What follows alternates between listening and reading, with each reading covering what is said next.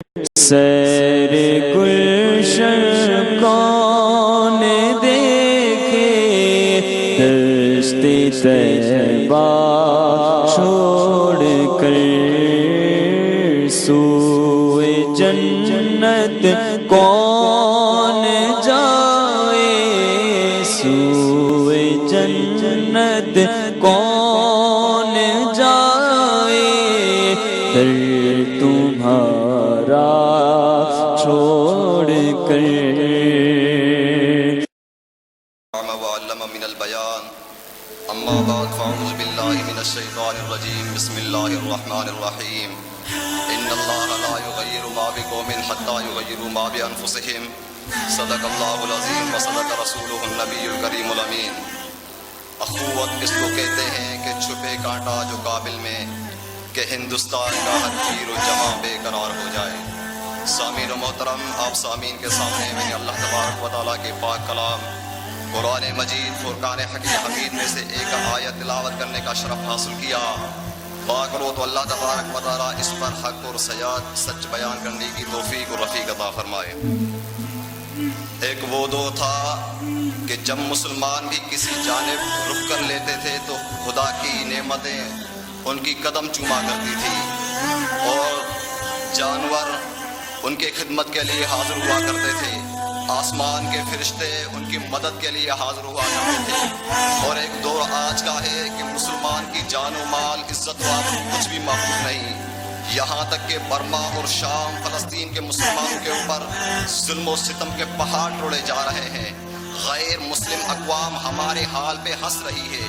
تاریخ اسلام کے دور مطالعے کے بعد یہ بات واضح ہو جاتی ہے، ذہن میں یہ سوال بڑی شدت سے آراستہ ہوا کرتا ہے کہ ہمارا دین اسلام سچا ہے۔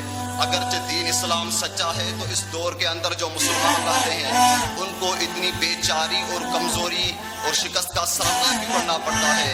اللہ تبارک و تعالیٰ نے ارشاد فرمایا وَمَن يَبْتَغِ غَيْرَ الْإِسْلَامِ دِينًا فَلَن يُقْبَلَ مِنْهُ، جو شخص اللہ تبارک و تعالیٰ سے کہ دین سے منہ موڑ لے اور اپنا نیا دین منتخب کر لے، چوز کر لے، اللہ تعالیٰ اس کے دین کو نامنظور فرماتا ہے۔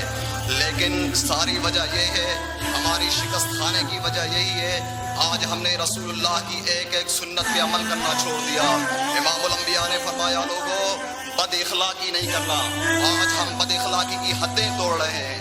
حضور علیہ الصلوۃ نے فرمایا لوگوں ماں باپ کا ادب و احترام کرتے رہنا، آج بیٹا باپ سے بات کرنے کے لیے تیار نہیں ہے، بیٹا باپ کے گردن پر خنجر چلانے کے لیے تیار ہے۔ حضور علیہ الصلوۃ نے فرمایا اے میرے امتیوں رشوت اور بیاج سے کام نہیں لینا۔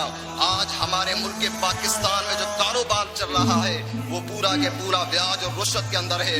بتاؤ جس ملک کے اندر بیاج اور رشوت ہو وہ ملک کیسے ترقی کر سکتا ہے؟ حضور علیہ الصلوۃ نے فرمایا لوگوں حیا و شرم سے اپنی جسم کی حفاظت کرنا، آج پوری کی پوری آدھی انسانیت ننگی ہو چکی ہے۔ حضور علیہ الصلوۃ نے فرمایا اے میرے امتیوں جھوٹ نہیں بولنا، آج جھوٹ بولنا ہماری فطرت بن گئی ہے۔ یاد رکھنا کوئی بھی قوم ہو کبھی بھی وہ اپنے رب کے قانون سے منہ توڑ کر کامیابی حاصل ہی نہیں کر سکتی۔ کامیابی ہے تو خدا کے دین کے اندر ہے، کامیابی ہے تو حضور علیہ الصلوۃ کی حدیث اور سنت کے اندر ہے۔ ہماری کامیابی کا راز ہی قرآن حدیث اور سنت ہے۔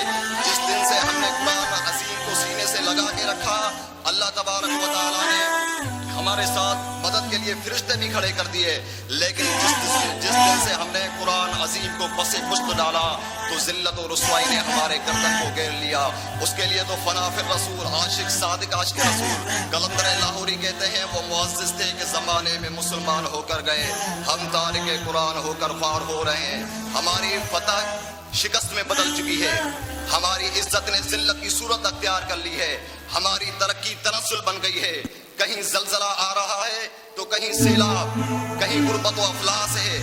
اس کی وجہ کیا ہے؟ اس کی پوری وجہ ہے کہ ہم نے امام الانبیاء کی سنت پہ عمل کرنا چھوڑ دیا۔ ہم قرآن تو پڑھتے ہیں لیکن اس پہ عمل نہیں کرتے۔ یہی وجہ ہے کہ ہماری کامیابی ہم پیچھے رہتے جا رہے ہیں، یہود و نصارہ آگے بڑھتے جا رہے ہیں۔ آپ ان کو دیکھو وہ اپنے دین کے ساتھ کتنے مخلص اور اخلاص سے کام کرتے ہیں۔ ہم کو اتنا اب نہیں ہوتا کہ ہم حضور علیہ الصلوۃ والسلام کی سنت پہ عمل کریں۔ جب سے بندہ حضور علیہ الصلوۃ والسلام تم آزما کے دیکھو، اپنے دماغ میں ریسرچ مارو، جب سے تم حضور علیہ الصلوۃ والسلام کے دین کی پیروی کرو گے اور اس کے بتائی ہوئی باتوں پہ عمل کرو گے، تمہاری کامیابی ہے۔ وما علینا الا البلاغ المبین۔